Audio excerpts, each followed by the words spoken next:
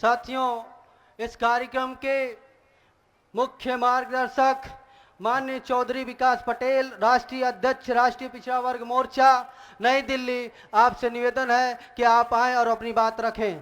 मुख्य मार्गदर्शक माननीय चौधरी विकास पटेल, राष्ट्रीय अध्यक्ष राष्ट्रीय पिछड़ा वर्ग मोर्चा नई दिल्ली।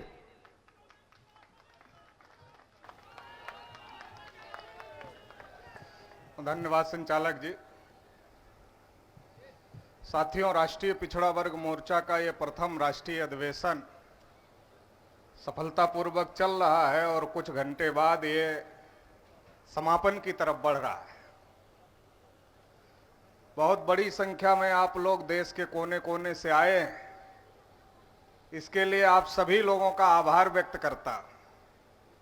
माननीय वामन मेश्राम साहब अपने व्यस्ततम समय में से समय निकाल करके हम लोगों को दिया हुआ है, इसके लिए माननीय मेश्राम साहब का, माननीय बघेल साहब का और तमाम अतिथि जिनको हमने आमंत्रित किया था और वो आए, तो उनको भी आभार व्यक्त करते हैं।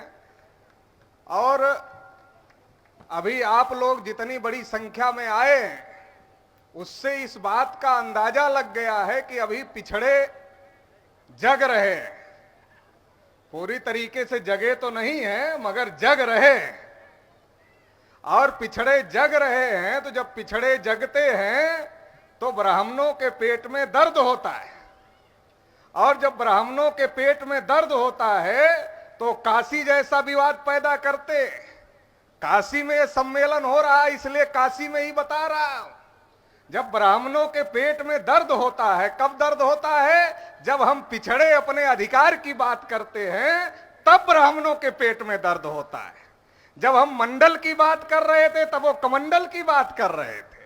आज हम जाति जनगणना की बात कर रहे हैं, तो काशी, मथुरा, हिजाब और अजान की बात कर रहे हैं। तो हमें समझने की जरूरत है। आप लोग बहुत बड़ी संख्या में आए हैं, तो आप समझ गए होंगे, और आपको गांव-गांव समझाने की जरूरत है। बहुत बड़ा अधिवेशन आप लोगों ने सफल किया है, लेकिन ये तो अभी पहला अधिवेशन है। जैसा मेश्राम साहब ने कहा, अभी आगे तो लड़ाई बहुत बाकी है। तो इसलिए उस लड़ाई की तैयारी यहां से जाने के बाद शुरू करना है। और ब्राह्मण जो हमारे लोगों को लड़ाने का काम कर रहे हैं, आपस में लड़ाई नहीं करना है। लड़ाई करना है तो एक ही बात के लिए लड़ना है। वो कौन सी बात है? हमारी गिनती करो, ये पहली बात है। और दूसरी कौन सी बात है? जितनी हमारी आबादी है, संख्या के अनुपात में सभी क्षेत्र में हमको हिस्सा दो, ये दूसरी बात है लड़ाई की। तो ये दूसरी बात करना है लड़ाई की। और तीसरी बात लड़ाई की ये करना है, शेड्यूल कास्ट पर अन्याय अत्याचार होता है तो शेड्यूल कास्ट के लिए एट्रोसिटी प्रिवेंशन एक्ट है। शेड्यूल ट्राइब पर अन्याय अत्याचार होता है तो शेड्यूल ट्राइब के लिए एट्रोसिटीज प्रिवेंशन एक्ट है। बलिया नजदीक में ही है, बनारस से। पाल बिरादरी के एक बच्चे को गोली मार दिया था पुलिस प्रशासन के सामने ही, आप लोगों को जानकारी होगी। प्रतापगढ़ की घटना की जानकारी होगी, कौशाम्बी की घटना की जानकारी होगी, मध्य प्रदेश में कई घटनाएं हुई उसकी जानकारी होगी, और देश भर में कई घटनाएं हो रही है बैकवर्ड क्लासेज के साथ में, उसकी भी जानकारी आपको होगी। तो हमारे लिए भी एट्रोसिटीज प्रिवेंशन एक्ट बनना चाहिए, सुरक्षा कानून बनना चाहिए। इसकी भी लड़ाई लड़ेंगे। और ईवीएम की वजह से हमारा वोट लूटा जा रहा है, ईवीएम को खत्म करेंगे, जमीन में दफनाएंगे और ईमानदारी से चुनाव करने वाला बैलेट पेपर लेकर आएंगे। इसकी भी लड़ाई लड़ना, मतलब लड़ाई कौन सी लड़ना है? जिससे हमारे बच्चों को हक अधिकार मिले, वो लड़ाई लड़ना है। लड़ाई वो नहीं लड़ना है जिससे पंडित लोग खा खा के 2-2 कुंटल के हो जाएं, वो लड़ाई नहीं लड़ना है। लड़ाई वो लड़ना है जिससे हमारे बच्चों को हक अधिकार मिले। ये बात भी हमें समझना है और ये बात भी हमको गांव-गांव जाकर समझाना है, क्योंकि जब जब हमारी जागृति होती है तब तब मुद्दा डाइवर्ट किया जाता है। इसलिए इस बार ये जो संगठन खड़ा किया जा रहा है, ये जो कैडर बेस संगठन देश भर का खड़ा किया जा रहा है, और भारत के इतिहास में ऐसा मुझे लगता है पहला कैडर बेस संगठन राष्ट्रीय पिछड़ा वर्ग मोर्चा पिछड़े वर्ग के लोगों का खड़ा किया जा रहा है। और मैं बहुत ज्यादा उत्साहित हूं इस बात से लेकर कि मुझे हमारे पिछड़े वर्ग के साथी बहुत ज्यादा साथ सहयोग दे रहे हैं। हमारे शेड्यूल कास्ट के साथी तो सहयोग दे ही रहे हैं, क्योंकि वो पहले से जागृत है। वो हमको कहते रहते हैं कि पटेल जी आप ओबीसी को जागृत करिए, हम आपके साथ हैं। शेड्यूल ट्राइब के साथी हमको सहयोग दे रहे हैं, कह रहे हैं पटेल जी थोड़ा ओबीसी को भी जागृत करिए। लेकिन हमारे लिए अब ये बहुत खुशी की बात आपको बता रहा हूं कि हमारे पिछड़े वर्ग के साथी भी बड़े पैमाने पर हमको साथ सहयोग कर रहे हैं और इस आंदोलन में जुड़ गए हैं। बनारस के अंदर भी और देश भर के अंदर भी बड़े पैमाने पर साथ सहयोग हो रहा है। इसलिए अब ब्राह्मणवाद के दफन का अंतिम समय आ गया है। हमारे बहुत सारे लोग घबराते हैं जब हम पढ़े लिखे बुद्धिजीवी वर्ग के लोगों से मिलते हैं, वो घबराते हैं और हमको कहते रहते हैं पटेल जी ये हो रहा, वो हो रहा है, वो हो रहा। हमने कहा ये तो हो रहा है, ये परिणाम है, कारण थोड़ा ही है। कारण को खत्म करना पड़ेगा, खत्म करने की मशीनरी बनाना पड़ेगा। और वो खत्म करने वाली मशीनरी ये राष्ट्रीय पिछड़ा वर्ग मोर्चा अब बन गया है देश भर में। तो अब देश में लड़ाई होगी, और लड़ाई अब जाति और धर्म के नाम पर नहीं होगी। अब लड़ाई होगी हक और अधिकार की। जिसकी जितनी संख्या भारी उसकी उतनी हिस्सेदारी। अब इसकी लड़ाई होगी। आखिरी बात कहकर अपनी बात समाप्त कर देता हूं, क्योंकि मेश्राम साहब का फ्लाइट है, उनको जाना है। तो हम चाहते हैं कि दूसरे सत्र में भी हमको मार्गदर्शन करे, तो इसलिए बहुत सारी बातें आपको मैं नहीं करना चाहता। आखिरी बात कहकर अपनी बात समाप्त कर देता। हरियाणा में मेश्राम साहब की सभा थी, ब्राह्मणों ने रोका।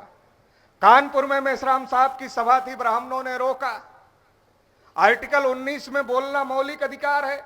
अगर मेश्राम साहब गलत बोल रहे हैं तो मेश्राम साहब से बड़ी सभा लगाकर ब्राह्मण कह दे कि वामन मेश्राम ये गलत बोल रहे हैं। मगर वो जानते हैं वामन मेश्राम और चौधरी विकास पटेल कभी गलत नहीं बोलते। उनको पता है, और उनको ये भी पता है कि इन लोगों की बातों का कोई जवाब नहीं है। अगर जवाब देने के चक्कर में फंसेंगे तो और ज्यादा फंस जाएंगे, नंगे हो जाएंगे। इसलिए वो जवाब तो है नहीं उनके पास, तो वैचारिक रूप से उनको हरा दिया हम लोगों ने, परास्त कर दिया है वैचारिक रूप से। वो जवाब देने लायक नहीं है। नहीं तो टीवी में आकर जवाब दे देते, अखबार में आकर जवाब दे देते, बोलकर सभा लगाकर जवाब दे देते। वो जवाब देने लायक नहीं है, इसलिए मुंह बंद कराना चाहते हैं। मगर हम लोगों का मुंह अब बंद नहीं होगा, क्योंकि इतनी बड़ी ताकत हम लोगों के साथ में जुड़ गई है। अब ये और ज्यादा बोला जाएगा, और ज्यादा इस लड़ाई को आगे बढ़ाया जाएगा। नरेंद्र मोदी जी देश के प्रधानमंत्री हैं, उनका संसदीय क्षेत्र है। यहां जो बोलूंगा पीएमओ को खबर जरूर जाएगी, क्योंकि कल मुझे पत्रकार प्रेस वार्ता में कह रहे थे कि यहां की एक एक चीज पीएमओ को जाती है। तो ये जाना चाहिए। और मैं आपको कह रहा हूं कि देश में नरेंद्र मोदी जी कहते हैं हम ओबीसी हैं। नरेंद्र मोदी जी को शर्म आनी चाहिए अपने को ओबीसी कहने में। देश में एक ऐसा व्यक्ति प्रधानमंत्री है जो अपने को ओबीसी कहता है, और सुप्रीम कोर्ट में हलफनामा देता है कि ओबीसी की गिनती नहीं करे। एक तरफ आजादी का अमृतोत्सव मना रहे हो, और दूसरी तरफ बोलने नहीं दे रहे हो, दूसरी तरफ गिनती नहीं कर रहे हो। तो सवाल है ये कौन लोग नहीं कर रहे?